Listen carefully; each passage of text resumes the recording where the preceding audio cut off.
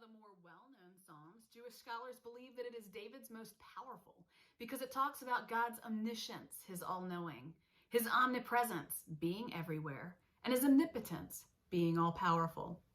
I've heard others say that it was incredibly meaningful to them, and for a long time there were other passages that were maybe more meaningful to me. That is until I went through my own divorce over the last 2 years, and Psalms 139 found me. So I'd like to share some highlights from my Bible study time during that season. But first, I'm also going to share a poem that I wrote just before being cracked open. And I do mean what felt like a nervous breakdown or spiritual awakening. The poem is called The Pearl, and during this time, oysters have also become quite significant to me. And I hope the way that I share both encourage you. The Pearl. Somewhere in the deep and rushing of the sea, come the waves that break and tear and counter our beliefs. Oh, the wrestle beneath the veil. No matter how we guard our heart, it's not a flaw within our frame, but the design right from the start. It's funny how coming to life can even feel a threat, but it is the twisting and the pressure that is how we beget. We may try to toss the aches and cover them by whirl, but the grit of life surmounted is oft our greatest pearl. Now, for oysters. Oysters have a thin-like veil called a mantle. This organ produces what is called nacre, and that is the substance that creates the shell for the oyster, but it's also the same substance that they put over the grains to create the pearl. In this poem, the veil can represent many things, like the veil of faith, of what you believe, the veil of understanding, maybe the veil of consciousness, the veil of marriage, and more. But when that sand comes in, it irritates the oyster. And I can't help but see the similarities in the way that shame works in our own human lives. How many things in life do we feel shame over? Who we are, who we have been, who we are not, things that we did, things that happened that weren't our fault or even anyone's fault. We can even feel shame over good things like being happy when the world around us is struggling. These things twist in us, and we cover them with good deeds and hard work and neat houses and picture-perfect lives, and all trying to keep it so tight under that shell. We struggle with things on the inside that we don't always understand, that others may not see, but God does. He makes the oyster in such a way that the sand is designed to come in, and he gives the oyster the amazing power to transform it into a pearl.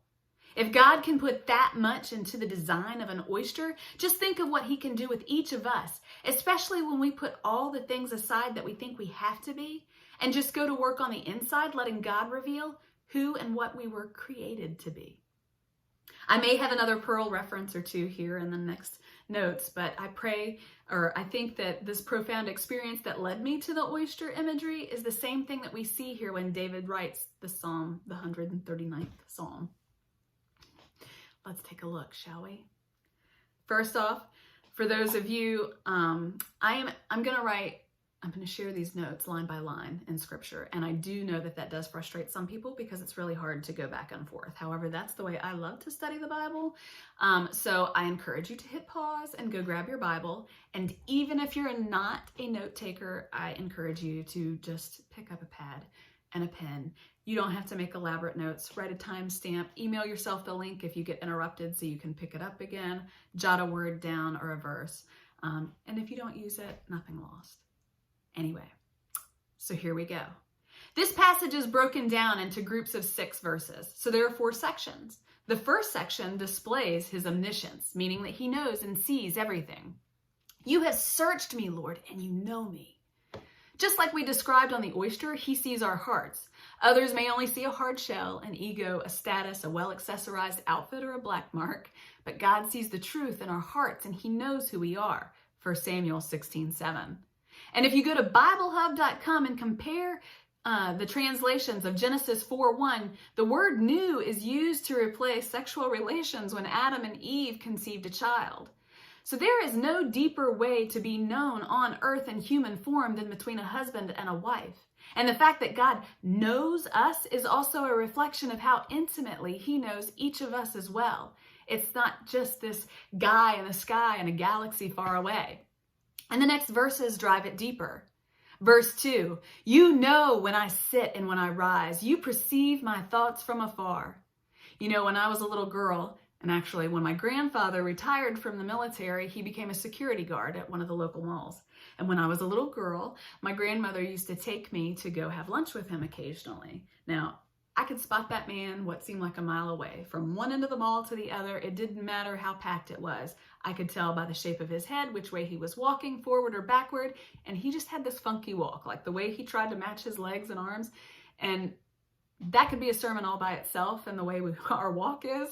But I knew it was him out of a sea of people. Do you know what it's like to really know someone? When they're hangry, how to push their buttons, when they're lying or fronting. When you really love someone, there's this thing called telepathy, and there are countless stories about people who feel each other and share the same thoughts from different parts of the world. And here God says he knows even our thoughts, our feelings, and our mood in the distance. Verse 3, you discern my going and my lying down. You are familiar with all of my ways.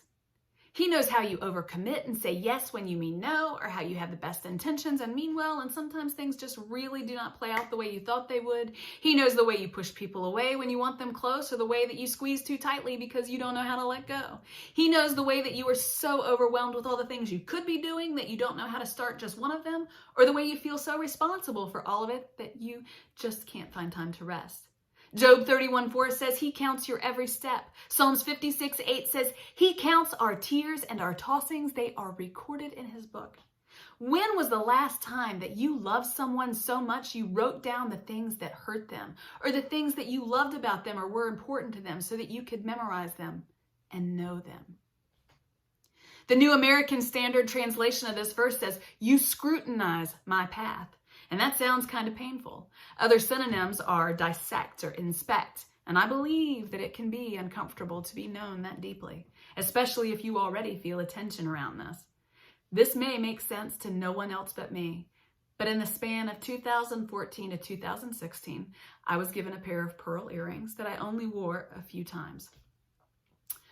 I lost one of them and was very disappointed because they were new and I loved them. And so I put the one I had up in my jewelry box.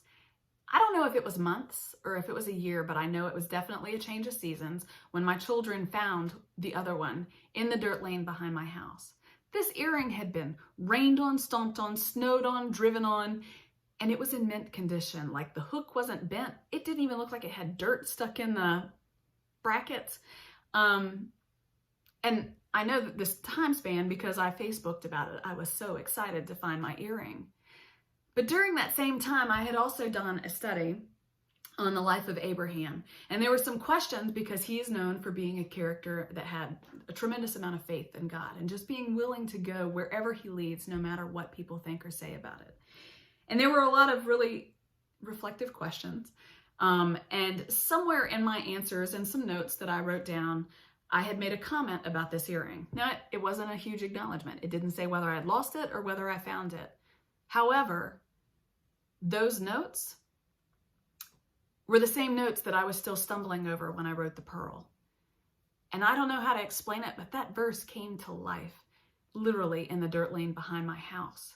That he was with me all along through this struggle, even when I couldn't make sense of it. Verse 4, before a word is on my tongue, Lord, you know it completely. Romans 8:26 through 27 tells me that the Spirit helps me in my weakness and can intercede with God on my behalf. How much more could they help me if I do know what I need to say and he knows me completely? Verse 5, you hem me in before and behind. You lay your hand upon me. When you hem a garment and you do this to preserve a border, to strengthen an edge, to join two pieces. The very word knit or weave, which we will see later in this passage, means to make something stronger because of. And when he says hems me in before and behind, it reminds me of Psalms 34:7. The angel of the Lord encamps around those who what? Fear him. And this is not a wait till your daddy gets home kind of fear. This is a deep love and regard. Fear him. But it's not just a matter of joining and preserving and strengthening. He lays his hand upon us. The hand that took a nail, the hand that soothes a child, the hand that works miracles. Romans 8:28 says, that he can use all things that he puts his hand on together for good, even when you don't even know how to touch it or make sense of it. It's hard to fathom, right? That's why the next verse, in verse 6, says, such knowledge is too wonderful for me. It's too lofty to attain. That's trust. When you don't get it and you don't understand it, but you found it to be true, and you finally give in and let go of the reins, and God shows up. Now the second section displays his omnipresence, his being everywhere. Verse 7, where can I go from your spirit? Where can I flee from your presence? Jeremiah 23:24 says, where can man hide that I do not see him? Do I not fill the earth and heavens? But if you look at this one verse, there is a spiritual and a physical component, which I do believe is a reference to the Trinity. Where can I go from your spirit? Where can I flee from your presence? 1 Corinthians 2 talks about the spirit of a man and the spirit of God and how no one understands it and how spirit searches all things. And when I think about spirit life, I am reminded of the verse in John 3:8 that compares it to the wind and about how those who are born of it can feel its direction even though they can't always see where it's going or how to explain it. But in a physical sense, Genesis 32 tells the story of a man named Jacob that wrestled with God to such an extent that he walked with a limp after. Friends, some of our spiritual battles will change us more deeply than any physical experience that we could ever hope to encounter. At the same time, could that thing, be it physical or spiritual, that you are wrestling with, be the very intersection where you are destined to meet God? And maybe by not facing it and diving in, could you be running from him? Verse 8. If I go up to the heavens, you are there. If I make my bed in the depths, you are there. Romans 8:38 through 39, Paul says, nothing, not heaven, nor earth, nor depth, nor height, nor principalities or other can separate us from the love of God. What about in your sleep or in your bed, like this verse states? Have you ever had God chase you there? A friend of mine once told me that when you can't sleep in the middle of the night, it's because God can't get your attention during the day. In the book of Esther, King Xerxes couldn't sleep and he remembered something that he owed someone. If you wrestle with insomnia, I encourage you to make it a time of reflection, prayer, or just meditation or study time. Just read until you find a nugget or pray. You'll either recognize it or you'll go to sleep. But what about dreams? Do you ever have dreams that recur or cause you tension? And sometimes you are simply startled awake with no details. Other translations of this verse refer to those depths as Sheol, which is another name for hell. So even when you rebel, and even when you are deliberate about the path that is not God, he still pursues you, and he still chases you and wants you, even there. The New Living Translation refers to the depth as the grave. Have you ever just wanted to lay down and die? It's not that you really want to die, but that your pain is so great that the only relief must come through death. Or at least that's the way you feel. Even there, he is with you. From the womb, through life, in death, and after. Verse 9. If I rise on the wings of the dawn, if I settle on the far side of the sea. Not long after I separated, I went on my very first mission trip to the Dominican Republic. And it was the first time that I had ever left home. And while we were there, a lady named Chrissy that did not know anything about me and the significance of pearls or anything like that, she had brought along probiotics because they help you with dietary transitions like these. And they just so happen to be called pearls. And every single day of that trip, she was like, Reggie, along with all the others, it's time for your daily pearl. And I was like, oh my gosh, even here, like, and it's just what we see here in this verse.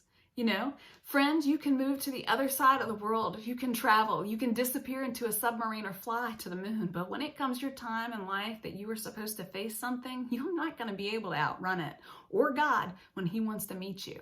And that's why the next verse says, and I wish I had a drum roll, even there, your hand will guide me. Your right hand will hold me fast. You see this in the life of Jonah when he was running from God's plan, and even the unbelievers were used as they threw him overboard, and a whale came to transport him back to the very place God was taking him all along. You see it in the life of Joseph when His brothers pretended to kill him. He winds up a slave, then thrown into jail, but he's later promoted even there. Neither one of those stories make much sense or hardly seem fair. And the story that you have might be more normal than that. Maybe not. Maybe it's just as weird. But at the same time, don't we talk about a God who makes a way out of no way? You cannot outrun spirit when it is your time, because he is everywhere. Everywhere you've been, everywhere you are now, everywhere you're running to, and everywhere he plans to take you. Psalms 23:3. He refreshes my soul. He guides me along the right paths for his name's sake. Verse 11. If I say, surely the darkness will hide me and the light become night around me. In this season of mine, I had gone back to counseling and I almost fell out of my chair when my counselor told me that he wanted me to study Psalms 139 for homework, because this passage was already getting a little too personal for me. He broke down a lot of what I'm sharing with you, and unfortunately he is no longer practicing. Otherwise, I would broadcast his name across the planet. But in my session, he gave me an example of pilots flying and said that sometimes they risk this period of blacking out and can experience vertigo, especially when they hit turbulence. And he explained how depression is just as black and disorienting. But don't we know that? And then yet, even sometimes when we're in it, we think that we can handle it. But I think that's because we are disoriented. Just like this verse says, even the light becomes night around me. Other times, people refer to this darkness as the dark night of the soul. You know, in a podcast by Lisa Tierkhurst called Therapy and Theology, a counselor on there said that due to the way that trauma affects the prefrontal cortex of the brain, you can literally stop learning or being able to process new information until that's resolved. Mastin Kipp is another coach that I listen to, and he speaks a lot about trauma and life purpose. And he defines trauma simply as unprocessed emotions. He says trauma is trauma. It affects us on great levels, no matter how big or minor or major the event was. It doesn't matter the size of it. It impacts us each the same way, and we can just get stuck in that place until we learn to work through it. On that level, I think we've all experienced trauma in some sort of way. On this side of things, have been incredibly surprised at the depth of my own stuckness and denial, trying to do all of the right things and yet being completely paralyzed in other ways, stuck, not knowing how to get myself farther out. But if you cling to that, if you cling to God during that time, he will lead you through, just like he led me to the counselor, to this passage, to the pearl, just as he led Jonah and Joseph and you. And now we're here. And the New American Standard Translation of John 1:9 says, the true light comes to enlighten every man. Verse 12, even the darkness will not be dark to you, and the night will shine like the day, for darkness is as light to you. Enduring Word Commentary says God's constant presence with David was like a constant light in the darkness. As a pillar of cloud illuminated Israel when they were in the wilderness in Exodus 13, so with God's presence, his night shines like the day.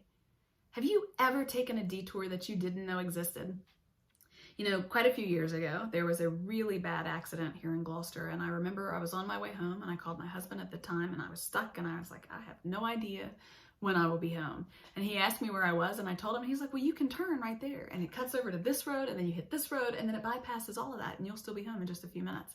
I was like, how have I lived here most of my life? And I had no idea that those roads intersected. But 2 Corinthians tells us that we live by faith, not by sight.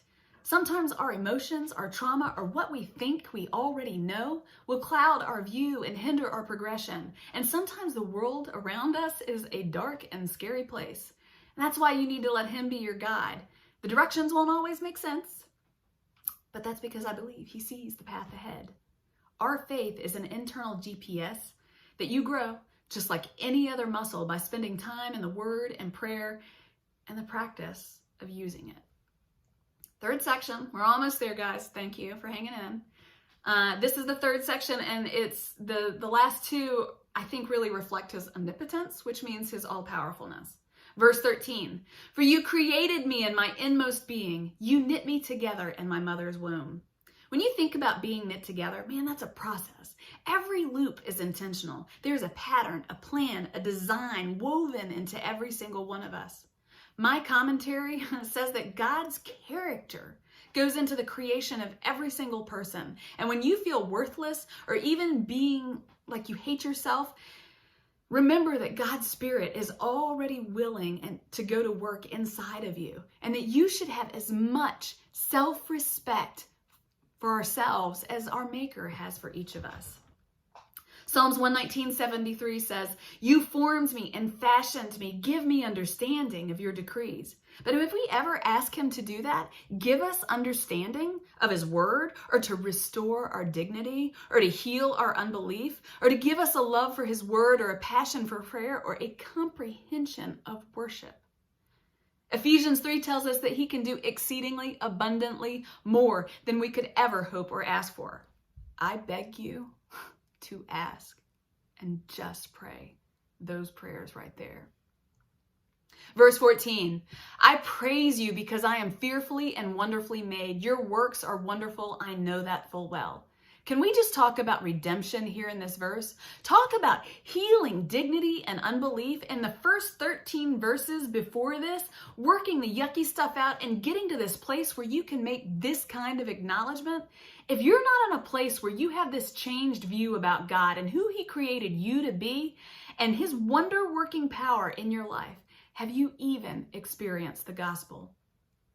You have been running from God. You have been chased by God. You have tried everything under the sun to ease your pain with vices, counseling, work, changing routines. But in the end, it is God and only God that can heal it. Not just numb it, but actually pull it out and touch it so that it doesn't sting anymore. And then he shows you his grace and how much he loves you and has always loved you and found you worthy, and shows you how he plans to use all that you have gone through. And you realize that facing those demons aren't going to hurt you as much as holding on to them did. You see yourself, good and bad, like God does, and you are his work and you are wonderfully made. He gives you a purpose for it.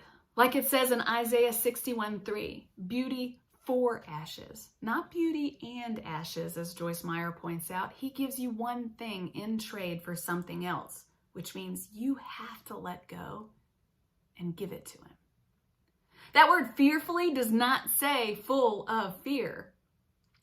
What a beautiful and wonderful creature that can take the grit of life and things that tear you up on the inside and produce them to something beautiful and highly valued by others. What a gift that God would give each of us the same power.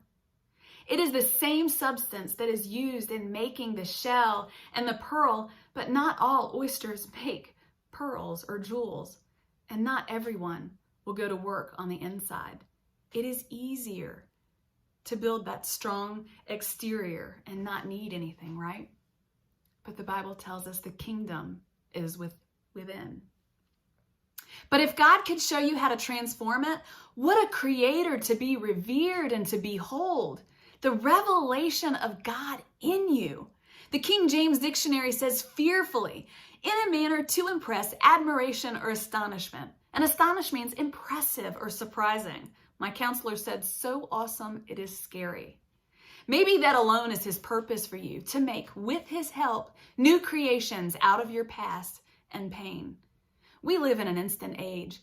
The research suggests that our attention span is like 8 seconds.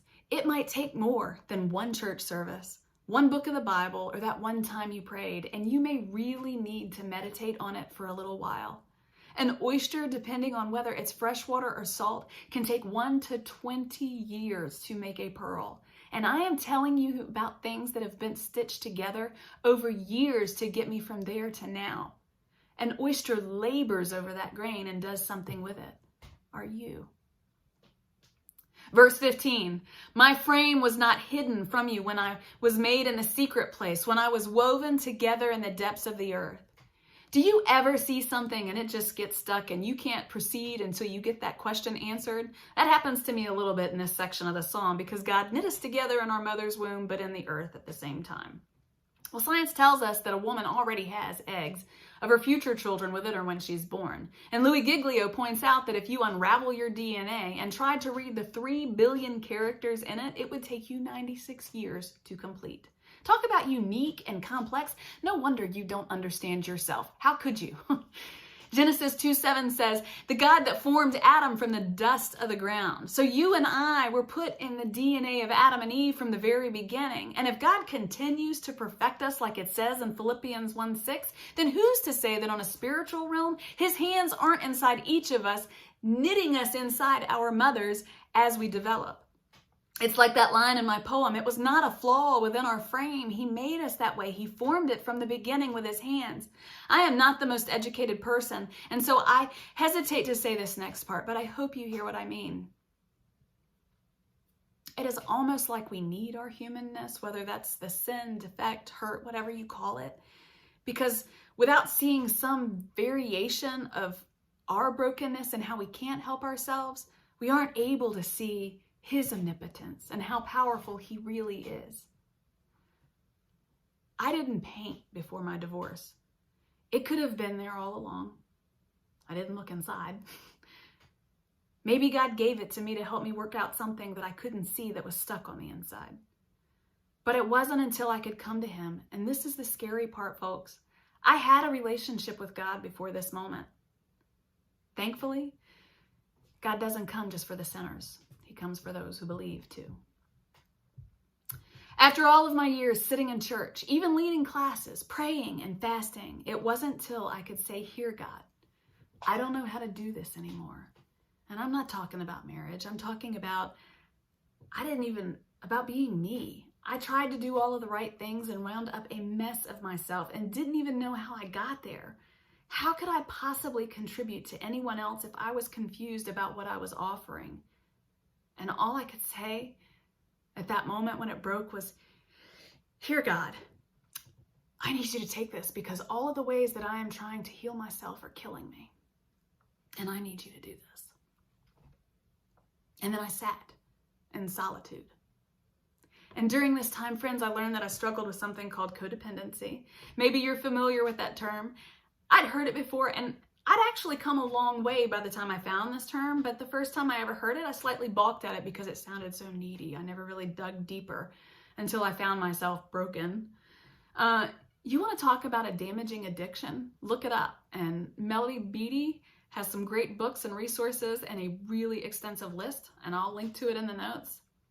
We can be so invested in what's going on the outside of us that we are completely out of touch with what is on the inside of us. I literally could not separate myself from other people in some ways, especially those that I was closest to. And it is taking me 2 years of practically being in solitude to learn where I end and others begin.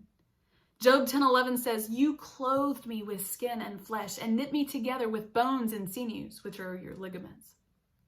Just as it is God who knits and puts things together, Hebrews 4:12-13 says, the very word of God is alive and active, sharper than any double-edged sword, and it penetrates, dividing soul and spirit, joints and marrow. It judges the thoughts and attitudes of the heart. Nothing in all of creation is hidden from God's sight. Everything is uncovered and laid bare before the eyes of whom we must give an account. There is nothing that passes through our frame that he did not know about, allow to be there, or cannot use. Sometimes it takes destruction, like ripping the shell off an oyster, not just to reveal what's on the inside, but to return us to that soft, tender flesh and to the heart of who we are. Just imagine how different the world could be if we all returned to that place. Verse 16, your eyes saw my unformed body. All the days ordained before me were written in your book before one of them ever came to be. I want you to close your eyes and just imagine for a minute God writing the list of his plans of how he plans to create the earth. And on that list, he says, this one. She'll have an abortion, but I'll create her anyway. And this one got a divorce. And this one struggles with that addiction. And this one lost everything to that other habit. And God bless this one's heart. This one just can't stay out of trouble. And yet, he loves us all. And he can't wait to make each one. They are written in the book before we are created. Why are we so afraid of God when he's already got a hold of it? Or us? And why do we resist what we think he might ask us to do, self included, when he made us in a fearfully and wonderful way to respond? Verse 17, how precious to me are your thoughts, God. How vast is the sum of them. When you understand redemption, when you see God's power in your life and experience his healing, it does make you marvel over him and his mysteries. Verse 18, were I to count them, they would outnumber the grains of sand. When I am awake, I am still with you. At first, I am comforted by this verse. When you go through all of this and you realize, yes, I am awake and I am still with you, that he never leaves and forsakes us, man, that is rest. But I mean, really, is there anything else to say here? It says grains. They would outnumber the grains of sand. Are his mysteries and revelations in your life too numerous for you to count? Or do you hear messages like this and think that the speakers are a little too woo-woo or too literal or too corny? I'm not saying this in a self-deprecating manner, friend. I have been there. Sometimes sometimes new and different concepts are weird, and church is no different. And we let our tiniest and seemingly most innocent judgments keep us from some of the biggest victories of our life. I was saved at 16, baptized at 21, and probably started a real relationship with God somewhere in my late 20s or 30s, early 30s. There were revelations after revelations of all shapes and sizes. This just happens to be the biggest so far. But this verse, when it says, when I am awake, I am still with you. Well, duh, we just took 18 verses to cover that. I don't know, it struck me a little bit different. When you get a moment in your spare time, go look up the signs and symptoms of a spiritual awakening. They are not pretty. And when that shell comes off and maybe we open it on our own, it could be ripped, it could be brutal, it could be broken. We are not just aware of our hurt. We are suddenly aware of all the things we didn't know and the things we couldn't control and the pain that we've caused others as a result of our not knowing. Our whole belief system, even the parts around God, whether you believe in him or not, get pulled apart with it. And you can even find yourself doubting God or angry at God or completely just perplexed about everything you ever thought you knew. And I am dumbfounded that I, as a believer, and knew I was a sinner and knew God and could not see how asleep I was, like that autopilot in doing. But divorce is also messy. Tragedy is. Life stops and we forget how to do things that we used to do really well, and we take 20 leaps backward and feel like we can't keep anything together once that shell comes off and we're awake. But when you finally awaken and you discover your mess, you can see that he is still with you. He is still with you. Last section. And this last section is such a twist, I almost left it out.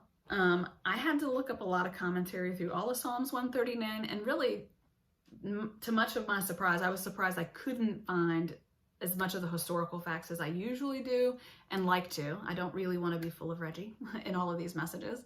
But the Blue Letter Commentary, Bible commentary, says that David's referencing sinners in general, not just a specific group here. It takes a dramatic twist if you're not familiar with this passage.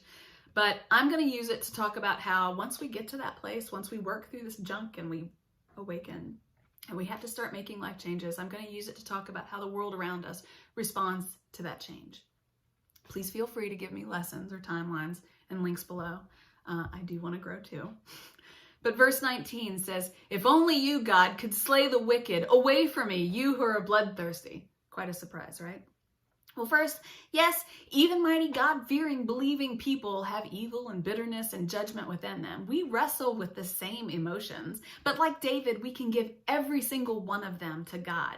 We don't have to compartmentalize or dumb down how we feel. He already knows.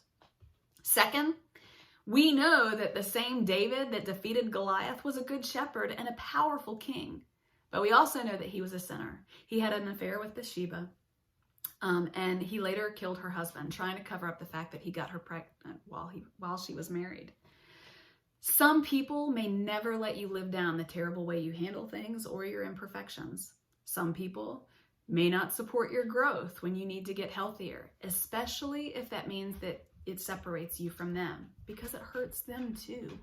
Sometimes in their painful response, they hurt you back, whether or not either one of you ever mean to do that. Again, our humanness continues. So let's remember that verse about how he continues to perfect each of us. Verse 20, they speak of you with evil intent. Your adversaries misuse your name. So let's put this in a different perspective so that it's not about you or I. You can look at the recent conversion of Kanye West. Who knows if it's from a sincere place, and it's not for you or I to say whether or not he has been saved or changed. But the mockers have come out of the woodwork, and even Christians seem to have a field day with it, as if the God who does miracles and changes whomever he pleases really can't do all that we say he can. That's like blasphemy right there. But who cares? Let's just celebrate God's goodness and victory every way we can in life and leave it to God to shake out what is or is not genuine. And when you start putting down boundaries for the first time, if you've never really done it, you might be overly defensive about it and sound like you're biting people's heads off, and people will comment that you're getting too big for your britches. And when you do want to get clean and sober finally, which means you also have to stay in on some Friday nights and do things differently, some people are going to think that it's about them and instead of you trying to be well. And they're going to be offended and take it personal. And when you do start walking in confidence, people are going to think you're arrogant or stuck on yourself, but God says, go boldly, sister or brother, so you go ahead and keep marching on anyway. And if you talk about God and how he's changing your life, it makes people squirm, and some people will mock it. Change in you is going to affect things around you, and most everyone else is stuck too, so you can't let what they say hold you back. Verse 21, do I not hate those who hate you, Lord, and abhor those who are in rebellion against you? But when you have an encounter with God, no matter what scale, it does change you. And hate is a really strong word here. But if you consider it against people who merely disagree with your beliefs. But look around us. The world is full of hate for each other, even for the tiniest of discrepancies in beliefs. How much stronger is it when we are passionate about our cause and our justifications? It's no different than when people who rescue animals hate the way other people treat animals, even if it's not bad. It's just not glorious. It's no different than the political views or the stuff over the color of our skin. Our passion and our judgments get the best of us and really get us in a funk or trouble if we let it. Verse 22, I have nothing but hatred for them. I count them as my enemies. But at the same time, when you experience God in a way that David has through the first 18 verses, it can frustrate you to be around those who have no regard for him. If we have a God that can give us sight ahead, in the distance, in our own soul, and can heal us and join us together individually and as a people, God forbid any man or woman that would want to be against that, and those who only want to divide and look for problems. Verse 23, search me, God, and know my heart. Test me and know my anxious thoughts. Other translations say, examine me. What a powerful statement that is. As adults, we can be afraid of going to the dentist, afraid of needles, afraid of being examined by a doctor because of what they might find or because it might hurt. Our minds can run wild with the possibilities.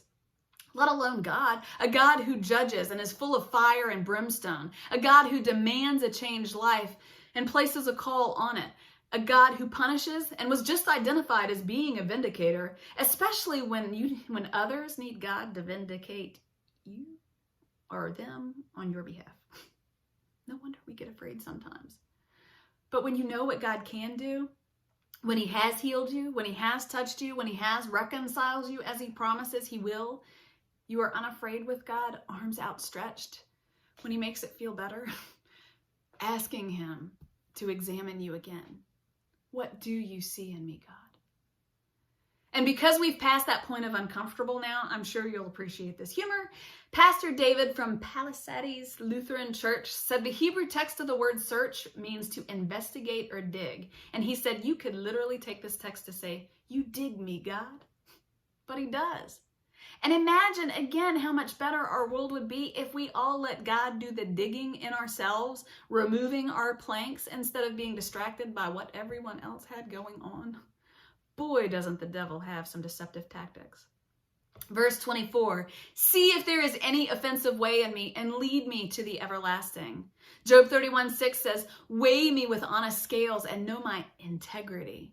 Now, that's a word I thought that I knew and lived out pretty well, but if you say that your family is first, do they really come before work or a clean house or service to everyone else, your ministry, your hobby, your side business?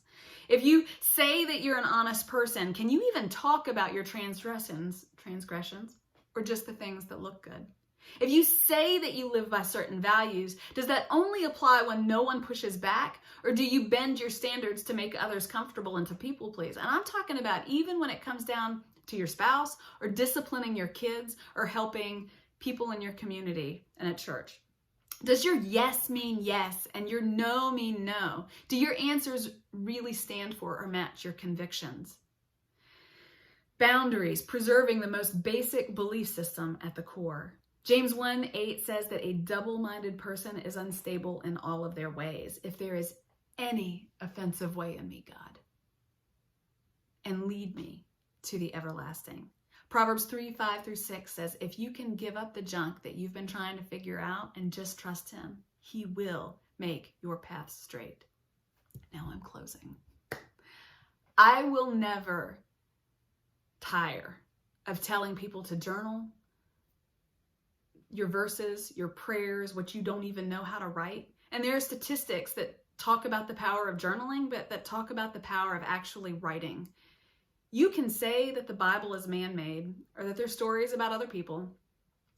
Aside from it being the inspired word of God, it is also page after page of people who have had encounters with him. Every sinner you read about in the book was able to see him. And we're inspired by the way that God moved in David's life because David wrote about it, going through it and after. And me, some of the things that I put together, if I didn't write the poem about the pearl and didn't go back and read notes from journal entries and didn't study on my own, there are things that I would not have been able to put together either. When you sit down to have an encounter with God, and I do pray this over all of you, that you will take the time maybe in 2020, which I think means perfect vision,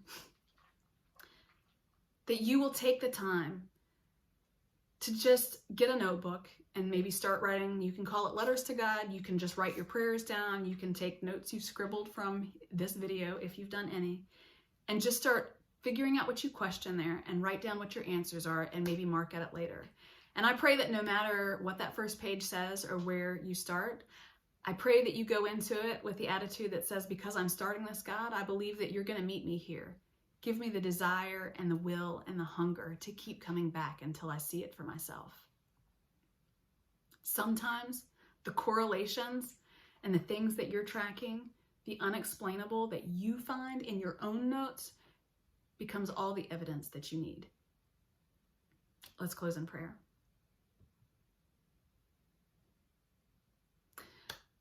Father God, I don't know who watches this video. I don't know what anybody who is watching this video is going through in this life. But I know that your word says that in 2 Corinthians 3:16, that whoever comes to you, you lift that veil. And it may happen 1,000 times, but that you want to reveal us the same way that I believe we want to know you, and that we want to have security and healing in our own life. I pray that 2020 is a miracle year for everybody, but particularly those who seek you. And I pray that you show up and blow their mind in ways like Jonah or others that we have seen. And I pray you give them a love for your word and a closeness to your spirit and discernment that they can't explain, and transitions in their life that they can't explain other than your hand being on it. I thank you for all your many blessings, God, and love you for everything you do, even when we don't understand. In Jesus' name we pray. Amen. Happy New Year, people. I love you so much.